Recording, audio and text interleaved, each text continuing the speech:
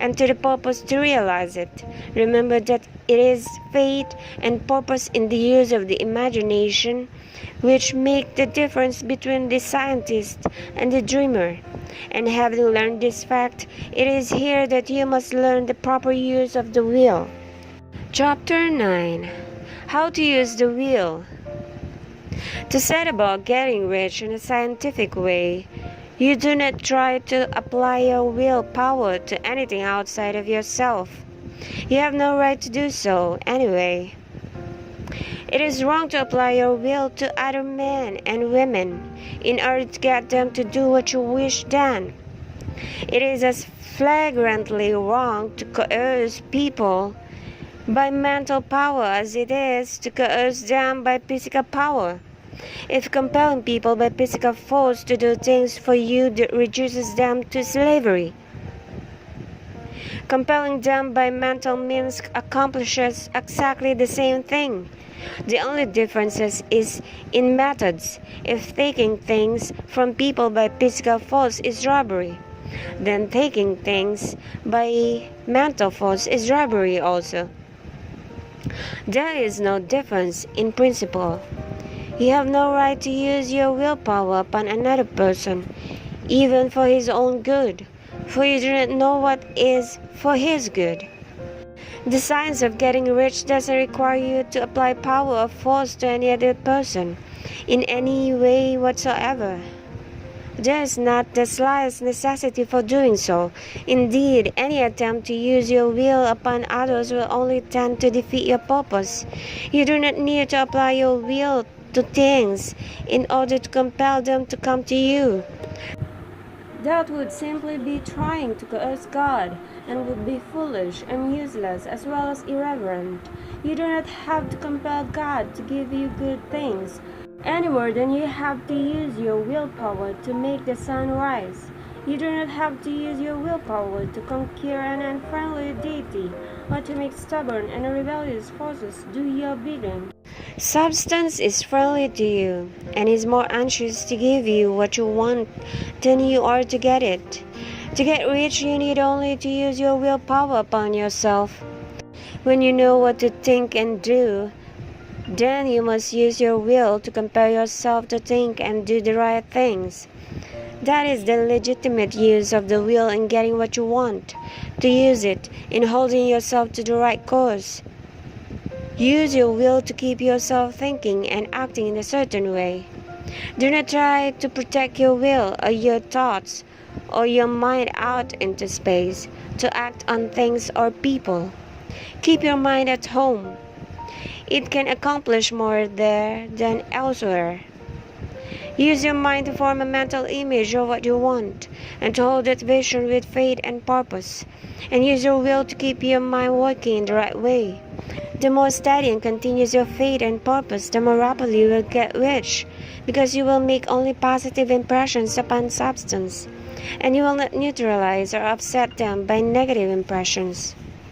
The picture of your desires held with faith and purpose is taken up by the formless and permits it to great distances throughout the universe for all I know. As this impression spreads, all things are set moving toward its realization. Every living thing, every inanimate thing, and the things yet uncreated are stirred toward bringing into being that which you want. All force begins to be exerted in that direction. All things begin to move toward you. The minds of people everywhere are influenced toward doing the things necessary to the fulfilling of your desires, and they work for you unconsciously. But you can check all this by starting a negative impression in the formless substance. Doubt or unbelief is as certain to start a movement away from you as fate and purpose are to start one toward you. It is by not understanding this that most people who try to make use of mental science in getting rich make their failure. Every hour and moment you spend in giving heed to doubts and fears, every hour you spend in worry, every hour in which the domain of intelligent substance, all the promises are unto them that believe, and unto them only. Notice how insistent Jesus was upon this point of belief, and now you know the reason why. Since belief is all important, it behooves you to guard your thoughts, and as your beliefs will be shaped to a very great extent by the things you observe and think about, it is important that you should command your attention. And here the will comes into use. For it is by your will that you determine upon what things your attention shall be fixed. If you want to become rich, you must not make a study of poverty. Things are not brought into being by thinking about the opposites. Health is never to be attained by studying disease and thinking about disease. Righteousness is not to be promoted by studying sin and thinking about sin. And no one ever got rich by studying poverty and thinking about poverty. Medicine as a science of disease has increased disease. Religion as a science of sin has promoted sin. And economics as a study of poverty will fill the world with wretchedness and want. Do not talk about poverty. Do not investigate it or concern yourself with it. Never mind what its causes are. You have nothing to do with them. What concerns you is the cure. Do not spend your time in charitable work or charity movements. All charity only tends to perpetuate the wretchedness it aims to eradicate. I do not say that you should be hard-hearted or unkind and refuse to hear the cry of need, but you must not try to eradicate poverty in any of the conventional ways. Put poverty behind you, and put all that pertains to it behind you, and make good. Get rich. That is the best way you can help the poor. And you can hold the mental image which is to make you rich if you fill your mind with pictures of poverty. Do not read books or papers which give circumstantial accounts of the wretchedness of the tenement dwellers, of the authors of child labor, and so on. Do not read anything which fills your mind with gloomy images of want and suffering. You cannot help the poor in the least by knowing about these things, and the widespread knowledge of them doesn't tend at all to do away with poverty. What tends to do away with poverty is not the getting of pictures of poverty into your mind, but getting pictures of wealth into the minds of the poor. You're not deserting the poor in their misery when you refuse to allow your mind to be filled with pictures of that misery. Poverty can be done away with, not by increasing the number of well-to-do people who think about poverty, but by increasing the number of poor people who purpose with faith to get rich. The poor do not need charity, they need inspiration. Charity only sends them a loaf of bread to keep them alive in their wretchedness, or give them an entertainment to make them forget for an hour or two. But inspiration will cause them to rise out of their misery. If you want to help the poor, demonstrate to them that they can become rich. Prove it by getting rich yourself. The only way in which poverty will ever be vanished from this world is by getting a large and constantly increasing number of people to practice the teachings of this book. People must be taught to become rich by creation, not by competition.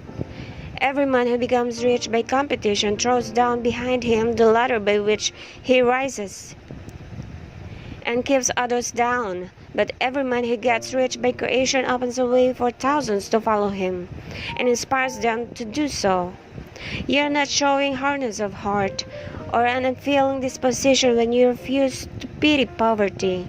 See poverty, read about poverty, or think or talk about it, or to listen to those who do talk about it. Use your willpower to keep your mind off the subject of poverty and to keep it fixed with faith and purpose on the vision of what you want. Chapter 10. Further use of the will. You cannot retain a true and clear vision of wealth if you are constantly turning your attention to opposing pictures, whether they be external or imaginary. Do not tell of your past troubles of a financial nature. If you have had them, do not think of them at all. Do not tell of the poverty of your parents or the hardships of your early life. To do any of these things is to mentally class yourself with the poor for the time being, and it will certainly check the movement of things in your direction. Let the dead bury their dead, as Jesus said. Put poverty and all things that pertain to poverty completely behind you. You have accepted a certain theory of the universe as being correct, and are resting all your hopes of happiness on its being correct. And what can you gain by giving heed to conflicting theories? Do not read religious books which tell you that the world is soon coming to an end. And do not read the writing of macraceous and pessimistic philosophers who tell you that it is going to the devil. The world is not going to the devil, it is going to God. It is wonderful becoming. True, there may be a good many things in existing conditions which are disagreeable. But what is the use of studying them when they are certainly passing away? And when the study of them only tends to check their passing and keep them with us? Why give time and attention to things which are being removed by evolutionary growth, when you can hasten the removal only by promoting the evolutionary growth as far as your part of it goes? No matter how horrible and seeming may be the conditions in certain countries, sections, or places, you waste your time and destroy your own chances by considering them. You should interest yourself in the world's becoming rich. Think of the riches the world is coming into, instead of the poverty it is growing out of. And bear in mind that the only way in which you can assist the world in growing rich is by growing rich yourself, through the creative method, not the competitive one. Give your attention wholly to riches, ignore poverty. Whenever you think or speak of those who are poor, think and speak of them as those who are becoming rich, as those who are to be congratulated rather than pitied. Then they and others will catch the inspiration and begin to search for the way out. Because I say that you are to give your whole time and mind and thought to riches, it doesn't follow that you are to be sordid or mean. To become really rich is the noblest aim you can have in life, for it includes everything else. On the competitive plane, the struggle to get rich is a gallant scramble for power over other men. But when we come into the creative mind, all this is changed. All that is possible in the way of greatness and soul unfoldment, of service and lofty endeavor, comes by way of getting rich. All is made possible by the use of things. If you lack for physical health, you will find that the attainment of it is conditional on your getting rich. Only those who are emancipated from financial worry and who have the means to live a carefree existence and follow hygienic practices can have and retain health. Moral and spiritual greatness is possible only to those who are above the competitive battle for existence, and only those who are becoming rich on the plane of creative thought are free from the degrading influences of competition. If your heart is set on domestic happiness, remember that love flourishes best where there is refinement, a high level of thought, and freedom from corrupting influences, and these are to be found only where riches are attained by the exercise of creative thought without strife or rivalry. You can aim at nothing so great or noble, I repeat, as to become rich, and you must fix your attention upon your mental picture of riches, to the exclusion of all that may tend to dim or obscure the vision. You must learn to see the underlying truth in all things. You must see beneath all seemingly wrong conditions the great one life ever moving forward toward fuller expression and more complete happiness. It is the truth that there is no such thing as poverty, that there is only wealth. Some people remain in poverty because they are ignorant of the fact that there is wealth for them, and this can best be taught by showing them the way to affluence in your own person and practice. Others are poor because, while they feel that there is a way out, they are too intellectually indolent to put forth the mental effort necessary to find that way and thereby travel it. And for this, the very best thing you can do is to arouse their desire by showing them the happiness that comes from being rightly rich. Others still are poor because, while they have some notion of science, they have become so swamped and lost in the maze of metaphysical and occult theories that they do not know which road to take.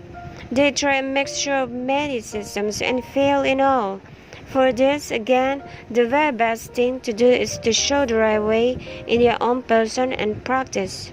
An ounce of doing things is worth a pound of theorizing. The very best thing you can do for the whole world is to make the most of yourself. You can serve God and man in no more effective way than by getting rich. That is, if you get rich by the creative method and not by the competitive one. Another thing, we assert that this book gives in detail the principles of the science of getting rich. And if that is true, you do not need to read any other book upon the subject. This may sound narrow and egotistical, but consider there is no more scientific method of computation in mathematics than by addition, subtraction, multiplication, and division. No other method is possible. There can be but one shortest distance between 2 points. There is only one way to think scientifically, and that is to think in the way that leads by the most direct and simple route to the goal. No one has yet formulated a briefer or less complex system than the one set forth herein. It has been stripped of all non-essentials. When you commence on this, lay all others aside. Put them out of your mind altogether. Read this book every day. Keep it with you, commit it to memory, and do not think about other systems and theories. If you do, you'll begin to have doubts, and to be uncertain and wavering in your thought, and then you will begin to make failures. After you have made good and become rich, you may study other systems as much as you please, but until you are quite sure that you have gained what you want, do not read anything on this line but this book, unless it be the author's mentions in the preface, and read only the most optimistic comments on the world's news, those in harmony with your picture. Also postpone your investigations into the occult. Do not dabble in theosophy, spiritualism, or kindred studies. It is very likely that the dead still live and are near, but if they are, let them alone. Mind your own business. Whatever the spirits of the dead may be, they have their own work to do and their own problems to solve, and we have no right to interfere with them. We cannot help them, and it is very doubtful whether they can help us, or whether we have any right to trespass upon their time if they can. Let the dead and the hereafter alone, and solve your own problem. Get rich. If you begin to mix with the occult, you will start mental currents, which will surely bring your hopes to shipwreck. Now, this and the preceding chapters have brought us to the following statement of basic facts. There is a thinking stuff from which all things are made, and which, in its original state, penetrates and fills the interspaces of the universe. A thought in this substance produces the thing that is imaged by the thought. Man can form things in his thought, and by impressing his thought upon formless substance can cause the thing he thinks about to be created. In order to do this, man must pass from the competitive to creative mind. He must form a clear mental picture of the things he wants, and hold this picture in his thoughts, with the fixed purpose to get what he wants, and the unwavering faith that he does get what he wants, closing his mind against all that may tend to shake his purpose, dim his vision, or quench his faith. And in addition to all this, we shall now see that he must live and act in a certain way. Chapter 11. Acting in a certain way. Thought is the creative power, or the impelling force which causes the creative power to act. Thinking in a certain way will bring riches to you, but you must not rely upon thought alone. Pay no attention to personal action. That is the rack upon which many otherwise scientific metaphysical thinkers meet shipwreck, the failure to connect thought with personal action. We have not yet reached this stage of development, even supposing such a stage to be possible, in which man can create directly from formless substance without nature's processes or the work of human hands. Man must not only think, but his personal action must supplement his thought. By thought, you can cause the gold in the hearts of the mountains to be impelled toward you, but it will not mine itself, refine itself, coin itself into double eagles, and come rolling along the road seeking its way into your pocket. Under the impelling power of the Supreme Spirit, man's affairs will be so ordered that someone will be led to mine the gold for you. Other men's business transactions will be so directed that the gold will be brought toward you. And you must so arrange your own business affairs that you may be able to receive it when it comes to you. Your thought makes all things, animate and inanimate, work to bring you what you want. But your personal activity must be such that you can rightly receive what you want when it reaches you. You are not to take it as charity, nor to steal it. You must give every man more in use value than he gives you in cash value. The scientific use of thought consists in forming a clear and distinct mental image of what you want, in holding fast to the purpose to get what you want, and in realizing with grateful faith that you do get what you want. Do not try to protect your thought in any mysterious or occult way, with the idea of having it go out and do things for you. That is wasted effort, and will weaken your power to think with sanity. The action of thought in getting rich is fully explained in the preceding chapters. Your faith and purpose positively impress your vision upon formless substance, which has the same desire for more life that you have, and this vision received from you sets all the creative forces at work in and through the regular channels of actions, but directed toward you. It is not your part to guide or supervise the creative process. All you have to do with that is to retain your vision, stick to your purpose, and maintain your faith and gratitude. But you must act in a certain way so that you can appropriate what is yours when it comes to you, so that you can meet the things you have in your picture and put them in the proper places as they arrive. You can really see the truth of this when things reach you. They will be in hands of other men who will ask an equivalent for them. And you can only get what is yours by giving the other man what is his. Your pocketbook is not going to be transformed into a Fortunatus purse, which shall be always full of money without effort on your part. This is the crucial point in the science of getting rich, right here, where thought and personal actions must be combined.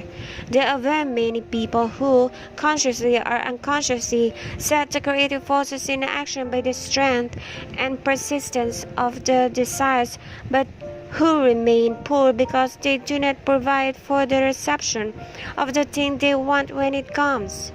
By thought, the thing you want is brought to you. By action, receive it. Whatever your action is to be, it is evident that you must act now. You cannot act in the past, and it is essential to the clearness of your mental vision that you dismiss the past from your mind. You cannot act in the future, for the future is not here yet, and you cannot tell how you will want to act in any future contingency until that contingency has arrived. Because you are not in the right business or the right environment now. Do not think that you must postpone action until you get into the right business or environment. And do not spend time in the present talking thought as to the best course in possible future emergencies. Have faith in your ability to meet any emergency when it arrives. If you act in the present with your mind on the future, your present action will be with a divided mind and will not be effective. Put your whole mind into present action. Do not give your creative impulse to original substance and then sit down and wait for the results. If you do, you will never get them.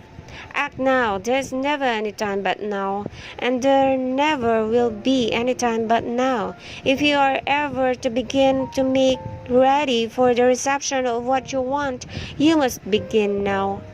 And your action, whatever it is, must most likely be in your present business or employment, and must be upon the persons and things in your present environment. You cannot act where you are not.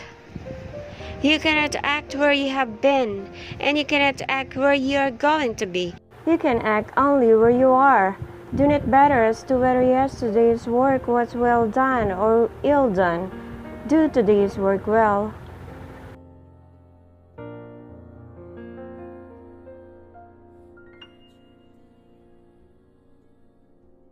Do not try to do tomorrow's work now. There will be plenty of time to do that when you get to it. Do not try by occult or mystical means to act on people or things that are out of your reach. Do not wait for a change of the environment before you act. Get a change of environment by action. You can so act upon the environment in which you are now as to cause yourself to be transferred to a better environment. Hold with faith and purpose the vision of yourself in the better environment, but act upon your present environment with all your heart, and with all your strength, and with all your mind. Do not spend any time in daydreaming or castle building. Hold to the one vision of what you want and act now. Do not cast about seeking some new thing to do or some strange, unusual, or remarkable action to perform as a first step toward getting rich. It is probable that your actions, at least for some time to come, will be those you have been performing for some time past.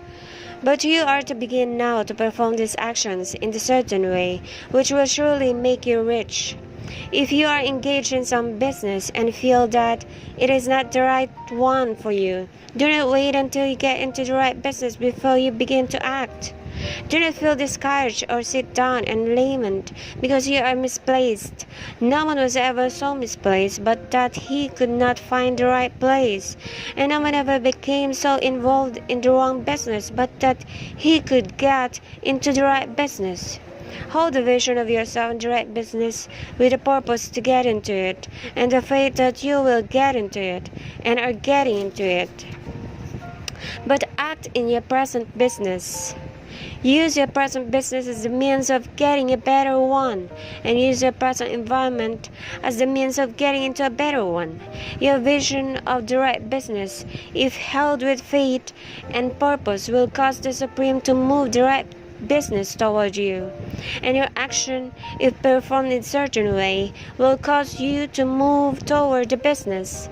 If you are an employee or wage earner and feel that you must change places in order to get what you want, do not project your thought into space and rely upon it to get you another job. It will probably fail to do so. Hold the vision of yourself in the job you want, while you act with faith and purpose on the job you have, and you will certainly get the job you want. Your vision and faith will set the creative force in motion to bring it toward you, and your action will cause the forces in your own environment to move you toward the place you want. In closing this chapter, we will add another statement to our syllabus. There is a thinking stuff from which all things are made, and which, in its original state, permits, penetrates, and fills the interspaces of the universe. A thought in this substance produces the thing that is imaged by the thought. Man can form things in his thought, and by impressing his thought upon formless substance, can cause the thing he thinks about to be created. In order to do this, man must pass from the competitive to creative mind. He must form a clear mental picture of the things he wants, and hold this picture in his thoughts with with a fixed purpose to get what he wants, and the unwavering faith that he does get what he wants, closing his mind to all that may tend to shake his purpose, dim his vision, or quench his faith, that he may receive what he wants when it comes. Man must act now upon the people and things in his present environment. Chapter 12. Efficient Action. You must use your thought as directed in previous chapters, and begin to do what you can do where you are, and you must do all that you can do where you are. You can advance only by being larger than your present place, and no man is larger than his present place who leaves undone any of the work pertaining to that place. If no man quite filled his present place, you can see that there must be a going backward in everything. Those who do not quite fill their present places are dead weight upon society, government, commerce, and industry. They must be carried along by others at a great expense. The progress of the world is retarded only by those who do not fill the places they are holding. They belong to a former age and a lower stage or plane of life, and their tendency is toward degeneration. No society could advance if every man was smaller than his place. Social evolution is guided by the law of physical and mental evolution. In the animal world, evolution is caused by excessive life. When an organism has more life than can be expressed in the functions of its own plane, it develops the organs of a higher plane, and a new species is originated. There never would have been new species had there not been organisms which more than fill their places. The law is exactly the same for you. Your getting rich depends upon your applying this principle to your own affairs. Every day is either a successful day or a day of failure, and it is the successful days which get you what you want. If every day is a failure, you can never get rich, while if every day is a success, you cannot fail to get rich. If there is something that may be done today and you do not do it, you have failed in so far as that thing is concerned, and the consequences may be more disastrous than you imagined. You cannot foresee the results of even the most trivial act. You don't know the workings of all the forces that have been set moving in your behalf. Much may be depending on your doing some simple act. It may be the very thing which is to open the door of opportunity to very great possibilities. You can never know all the combinations which supreme intelligence is making for you in the world of things and of human affairs. Your neglect or failure to do some small thing may cause a long delay in getting what you want. Do every day all that can be done that day. There is, however, a limitation or qualification of the above that you must take into account. You are not to overwork, nor to rush blindly into your business in the effort to do the greatest possible number of things in the shortest possible time. You are not to try to do tomorrow's work today, nor to do a week's work in a day. It is really not the number of things you do, but the efficiency of each separate action that counts.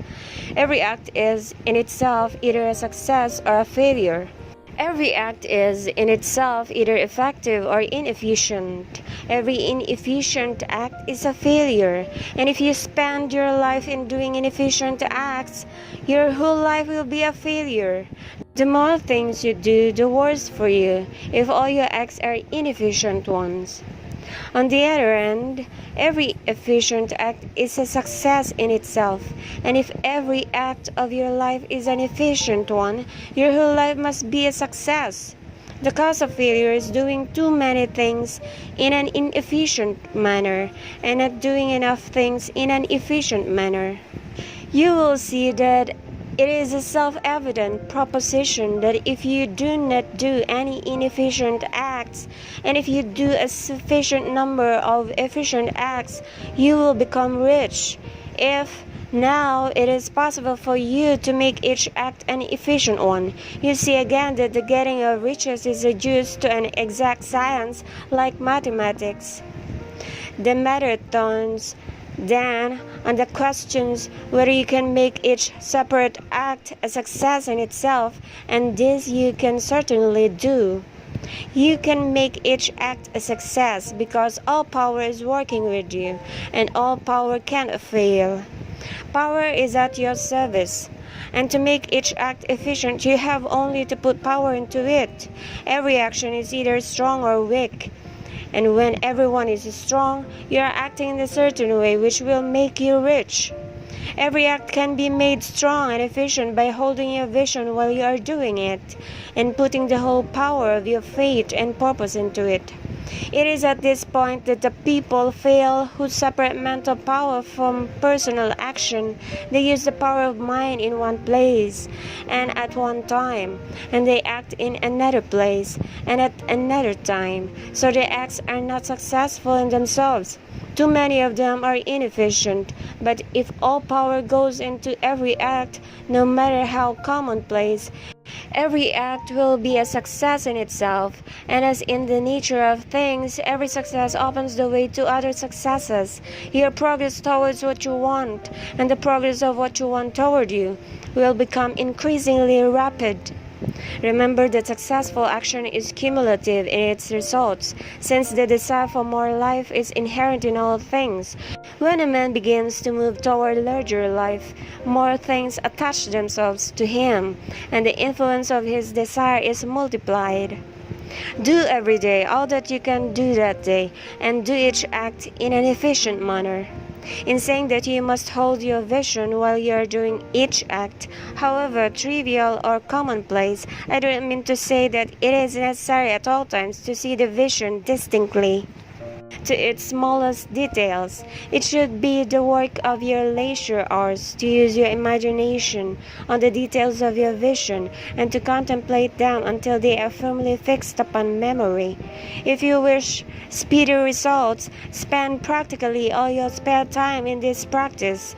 By continuous contemplation, you will get the picture of what you want, even to the smallest details, so firmly fixed upon your mind, and so completely transferred to the mind of formless substance, that in your working hours you need only to mentally refer to the picture to stimulate your faith and purpose and cause your best effort to be put forth.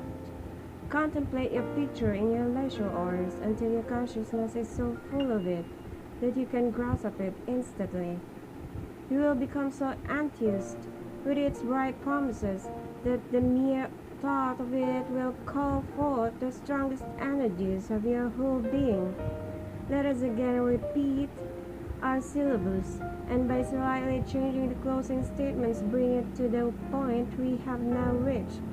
There is a thinking stuff from which all things are made, and which, in its original state, permits, penetrates, and fills the interspaces of the universe. A thought in this substance produces the thing that is imaged by the thought. Man can form things in his thought, and by impressing his thought upon formless substance, and cause the thing he thinks about to be created. In order to do this, man must pass from the competitive to the creative mind. He must form a clear mental picture of the things he wants, and do with faith and purpose, and all that can be done each day, doing each separate thing in an efficient manner. Chapter 13. Getting into the right business. Success in any particular business depends for one thing upon your possessing in a well-developed state the faculties required in that business. Without good musical faculty, no one can succeed as a teacher of music.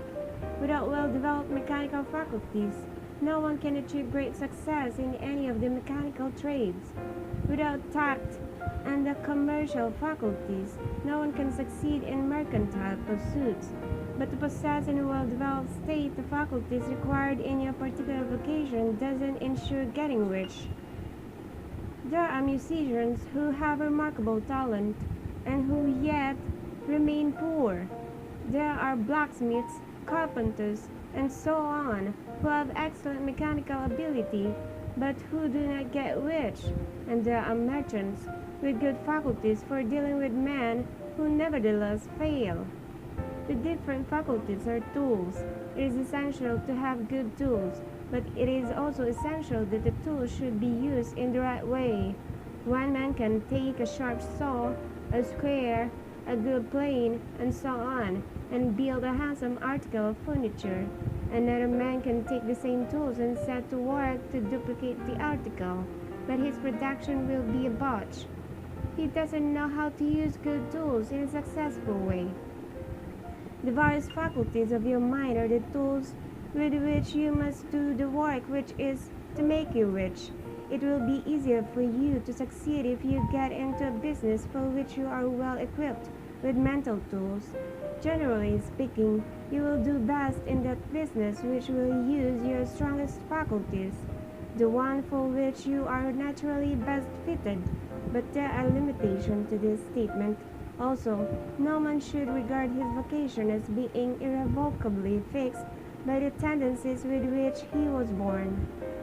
You can get rich in any business, for if you have not the right talent, for you can develop that talent.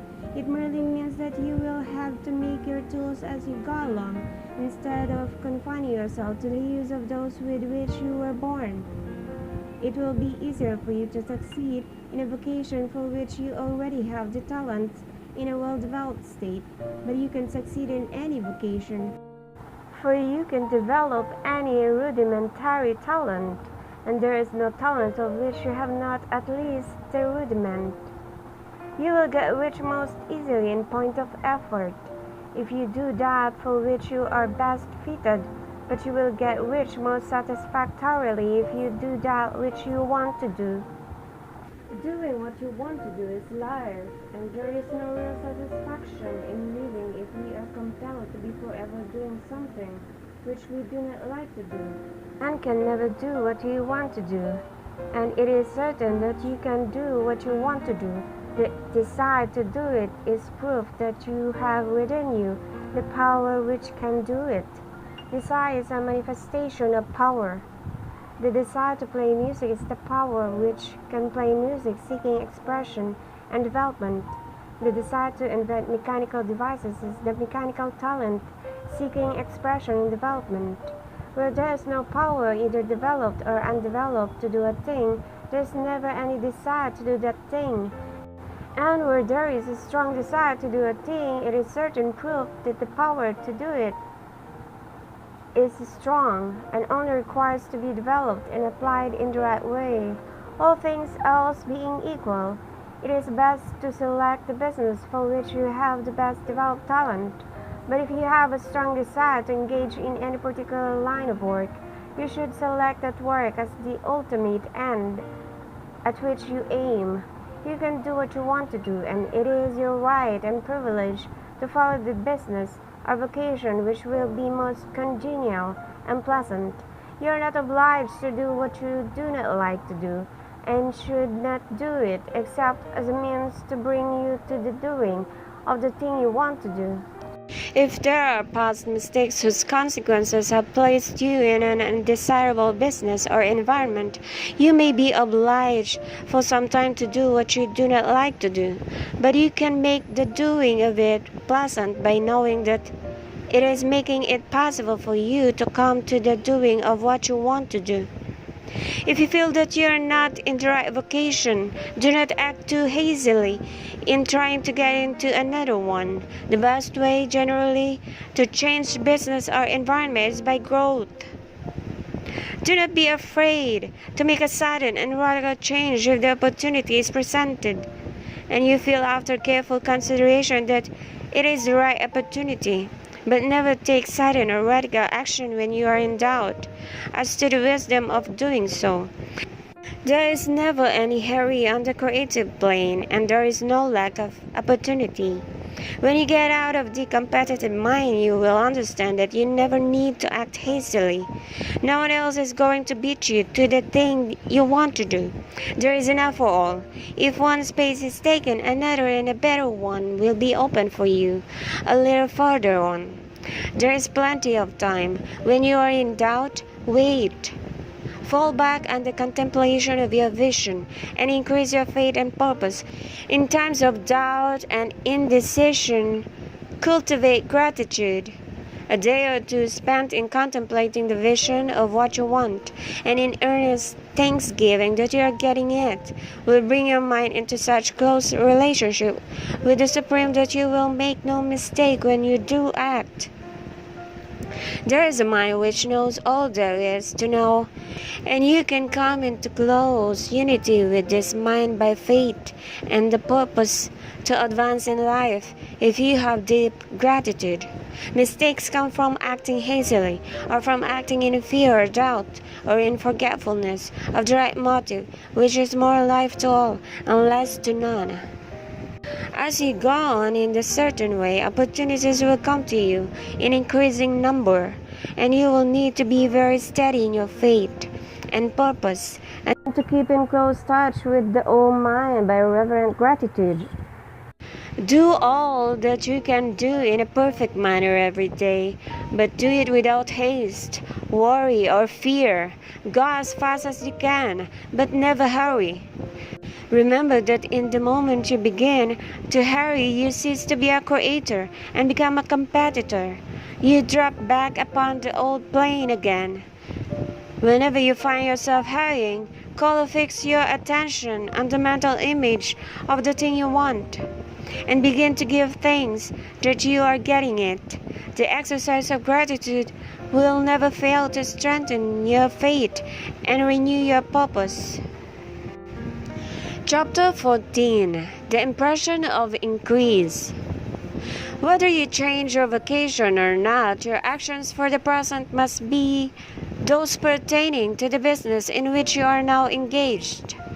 You can get into the business you want by making constructive use of the business you are already established in, by doing your daily work in a certain way, and insofar as your business consists in dealing with other men, whether personally or by letter, the key thought of your efforts must be to convey to their minds the impression of increase.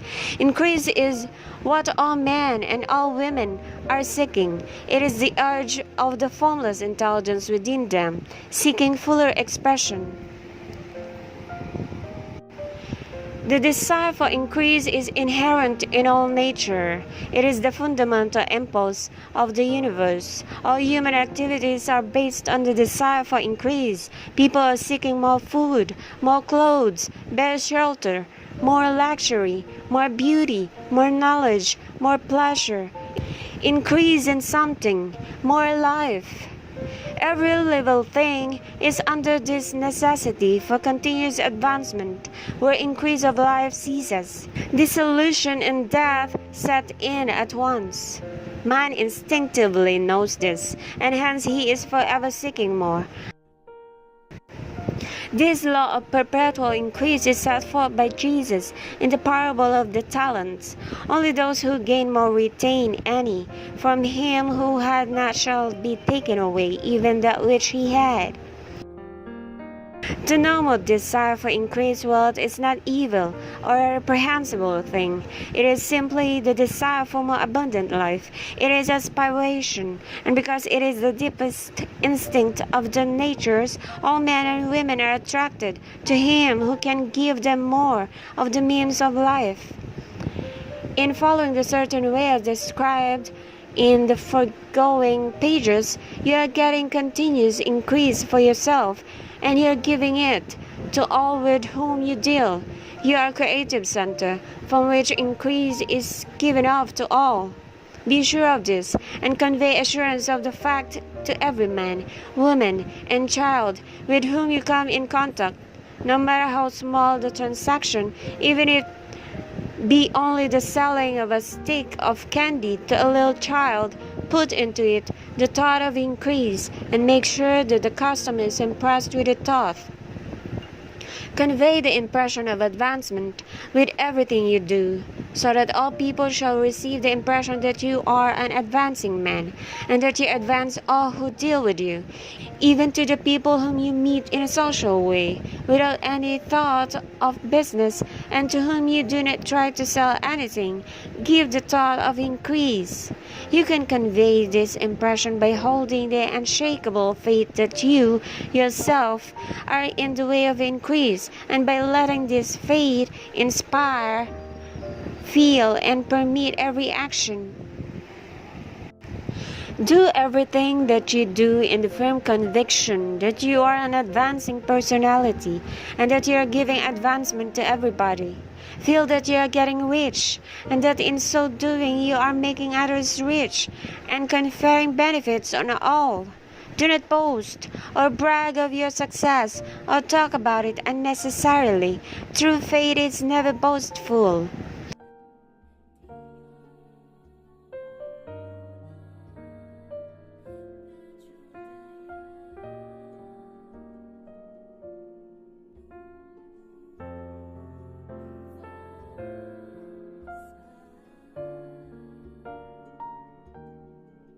Wherever you find the boastful person, you find one who is secretly doubtful and afraid. Simply feel the faith and let it work out in every transaction. Let every act and tone and look express the quiet assurance that you are getting rich, that you are already rich. Words will not be necessary to communicate this feeling to others. You will feel the sense of increase when in your presence and will be attracted to you again.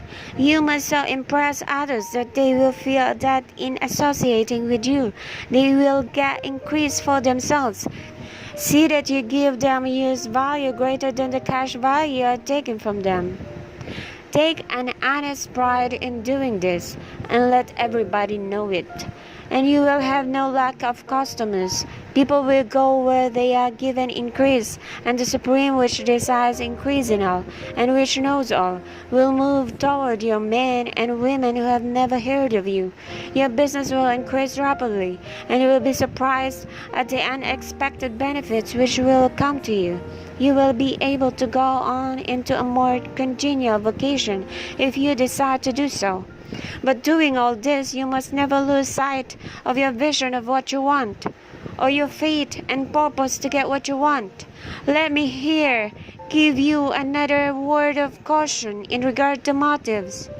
Beware of the insidious temptation to seek for power over other men. Nothing is so pleasant to the unformed or partially developed mind as the exercise of power or dominion over others. The desire to rule for selfish gratification has been the cause of the world. For countless ages, kings and lords have drenched the earth with blood in their battles to extend their dominions. This not to seek more life for all, but to get more power for themselves. Today, the main motive in the business and industrial world is the same. Men marshal the armies of dollars and lay waste the lives and hearts of millions in the same mad scramble for power over others. Commercial kings, like political kings, are inspired by the lust for power. Jesus saw in the desire for mastery the moving impulse of that evil world he sought to overthrow. Read the 23rd chapter of Matthew and see how he pictures the lust of the Pharisees to be called master, to sit in the high places, to domineer over others, and to lay burdens on the backs of the less fortunate. And note how he compares this lust for dominion with the brotherly seeking for the common good to which he calls his disciples. Look out for the temptation to seek for authority, to become a master, to be considered as one who is above the common herd, to impress others by lavish display, and so on. The mind that seeks for mastery over others is the competitive mind, and the competitive mind is not the creative one. In order to master your environment and your destiny, it is not all necessary that you should rule over your fellow men, and indeed, When you fall into the world's struggle for the high places, you begin to be conquered by fate and environment, and your getting rich becomes a matter of chance and speculation. Beware of the competitive mind. No better statement of the principle of creative action can be formulated in the favorite declaration of the late Golden Rule, Jones of Toledo. What I want for myself, I want for everybody. Chapter 15. The Advancing Man. What I have said in the last chapter applies as well to the professional man and the wage earner as to the man who is engaged in mercantile business. No matter whether you are a physician, a teacher, or a clergyman, if you can give increase of life to others and make them sensible of the fact, they will be attracted to you and you will get rich. The physician who holds the vision of himself as a great and successful healer and who works towards the complete realization of that vision with faith and purpose, as described in former chapters, will come into such close touch with the source of life that he will be phenomenally successful. Patients will come to him in throngs. No one has a greater opportunity to carry into effect the teaching of this book than the practitioner of medicine. It doesn't matter to which of the various schools he may belong, for the principle of healing is common to all of them, and may be reached by all alike. The advancing man in medicine who holds to a clear mental image of himself as successful and who obeys the laws of faith, purpose, and gratitude will cure every curable case he undertakes, no matter what remedies he may use. In the field of religion, the world cries out for the clergyman who can teach his hearers the true science of abundant life. He who masters the details of the science of getting rich, together with the allied sciences of being well, of being great, and of winning love, and who teaches these details from the pulpit, will never lack of a congregation. This is the gospel that the world needs. It will give increase of life, and men will hear it gladly, and will give liberal support to the man who brings it to them. What is now needed is a demonstration of the science of life from the pulpit. We want preachers who can not only tell us how, but who in their own persons will show us how. We need a preacher who will himself be rich, healthy, great, and beloved, to teach us how to attain to these things, and when he comes, he will find a numerous and loyal following. The same is true of the teacher who can inspire the children with the faith and purpose of the advancing life. He will never be out of a job, and any teacher who has this faith and purpose can give it to his pupils. He cannot help giving it to them if it is part of his own life and practice. What is true of the teacher, preacher, and physician is true of the lawyer, dentist, real estate man, insurance agents, of everybody. The combined mental and personal action I have described is infallible. It cannot fail. Every man and woman who follows these instructions steadily, perseveringly, and to the letter will get rich. The law of the increase of life is as mathematically certain in its operation as the law of gravitation. Getting rich is an exact science. The wage earner will find this as true of his case as of any of the others mentioned. Do not feel that you have no chance to get rich because you are working where there is no visible opportunity for advancement, where wages are small and the cost of living high. Form your clear mental vision of what you want and begin to act with faith and purpose. Do all the work you can do every day, and do each piece of work in a perfectly successful manner. Put the power of success and the purpose to get rich into everything that you do, but do not do this merely with the idea of currying favor with your employer, in the hope that he or those above you will see your good work and advance you. It is not likely that they will do so. The man who is merely a good workman, filling his place to the very best of his ability and satisfied with that, is valuable to his employer, and it is not to the employer's interest to promote him. He is worth more where he is. To secure advancement, something more is necessary than to be too large for your place. The man who is certain to advance is the one who is too big for his place,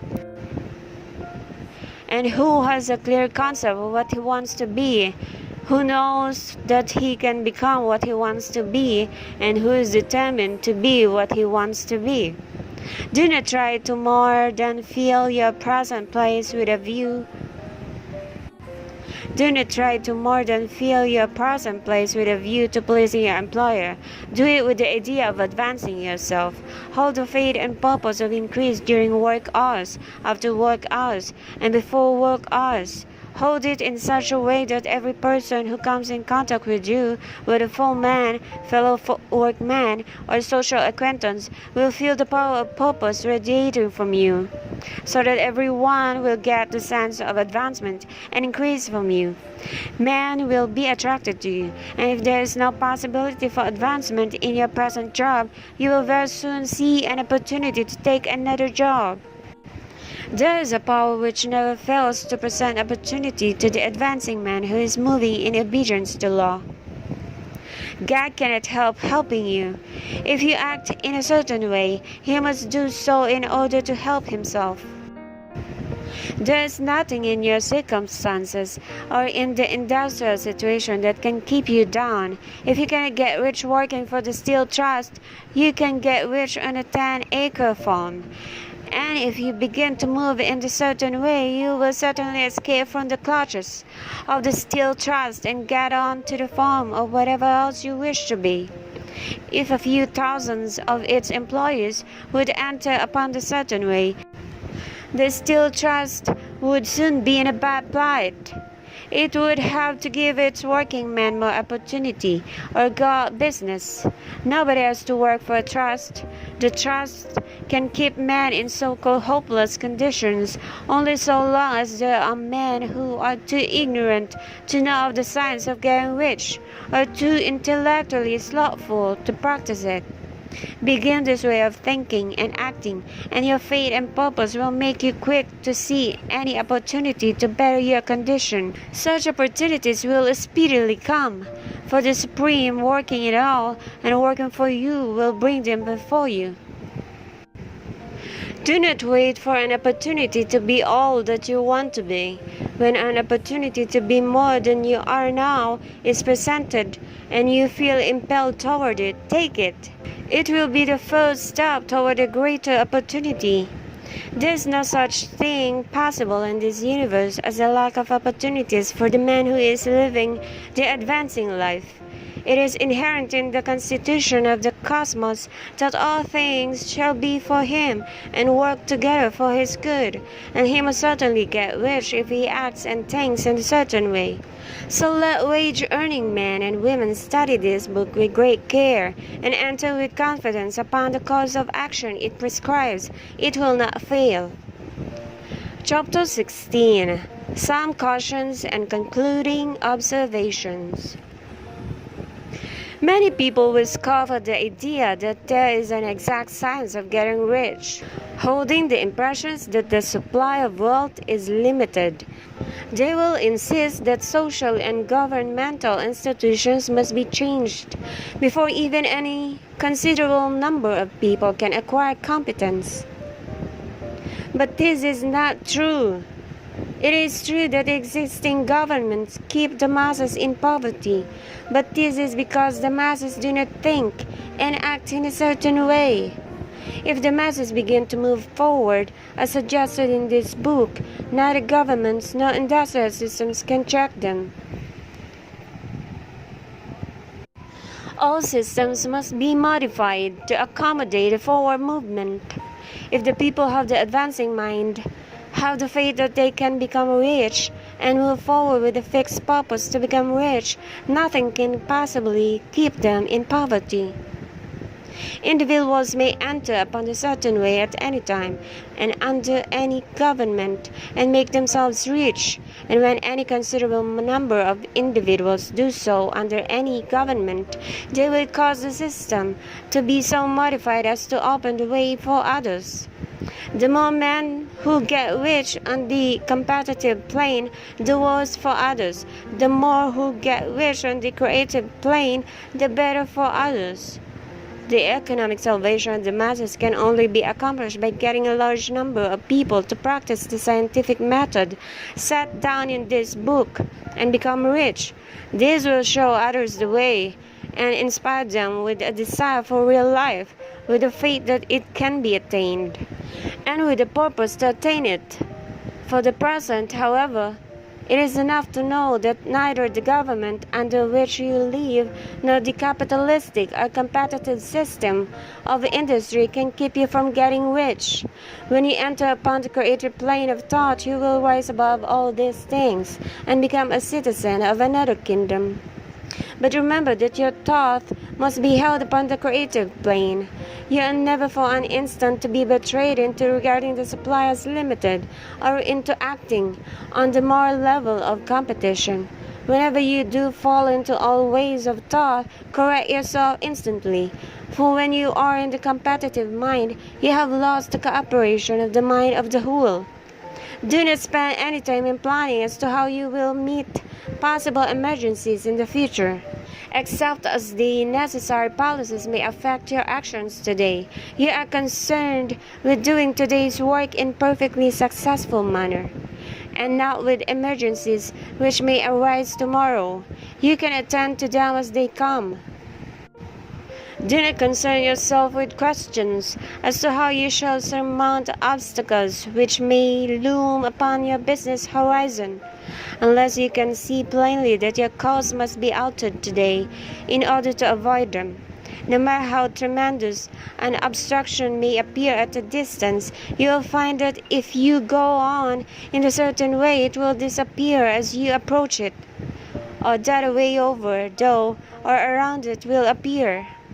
No possible combination of circumstances can defeat a man or woman who is proceeding to get rich along strictly scientific lines. No man or woman who obeys the law can fail to get rich, any more than one can multiply 2 by 2 and fail to get 4. Give no anxious thought to possible disasters, obstacles, panics, or unfavorable combinations of circumstances. It is time enough to meet such things when they present themselves before you in the immediate present, and you will find that every difficulty carries with it the wherewithal for its overcoming. Guard your speech. Never speak of yourself, your affairs, or of anything else in a discouraged or discouraging way. Never omit the possibility of failure, or speak in a way that infers failure as a possibility. Never speak of the times as being hard, or of business conditions as being doubtful.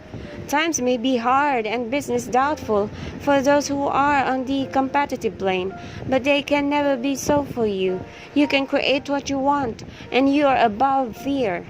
When others are having hard times and poor business, you will find your greatest opportunities.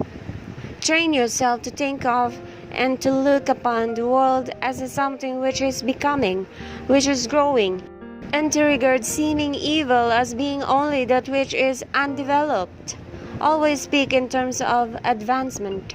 To do otherwise is to deny your fate, and to deny your fate is to lose it.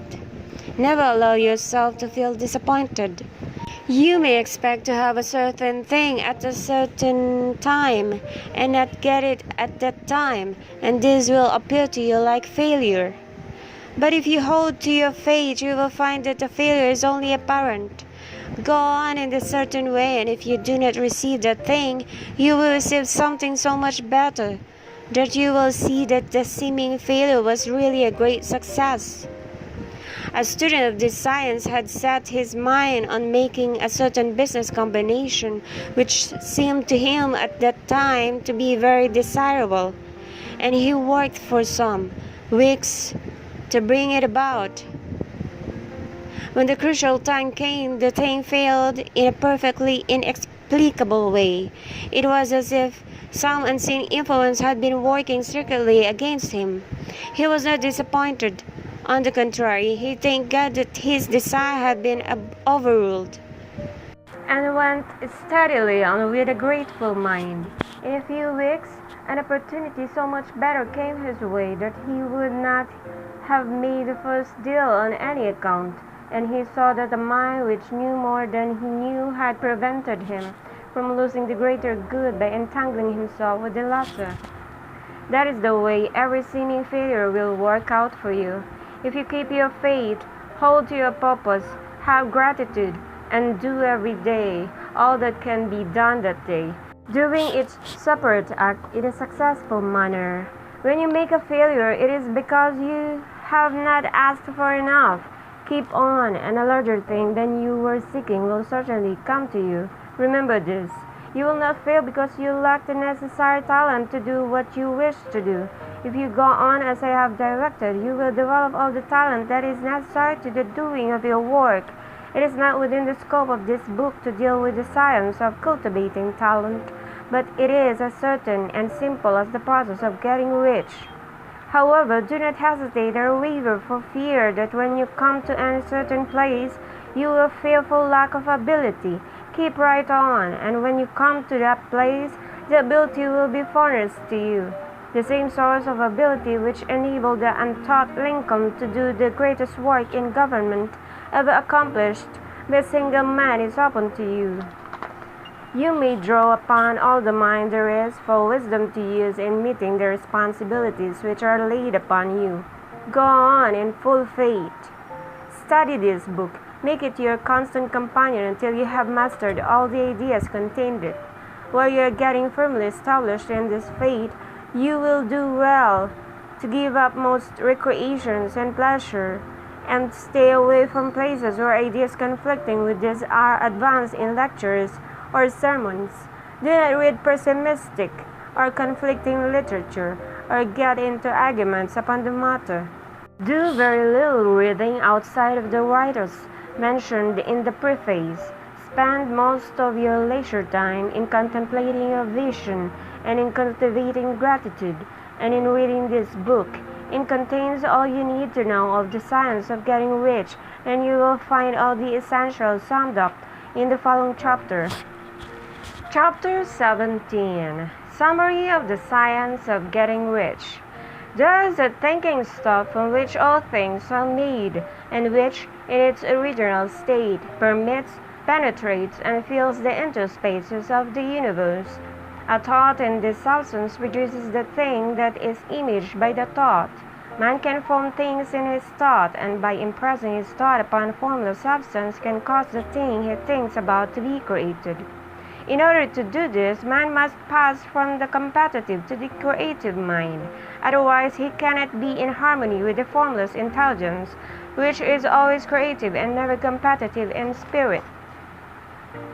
Man may come into full harmony with the formless substance by entertaining a lively and sincere gratitude for the blessings it bestows upon him. Gratitude unifies the mind of man with the intelligence of substance, so that man's thoughts are received by the formless. Man can remain upon the creative plane only by uniting himself with the formless intelligence through a deep and continuous feeling of gratitude.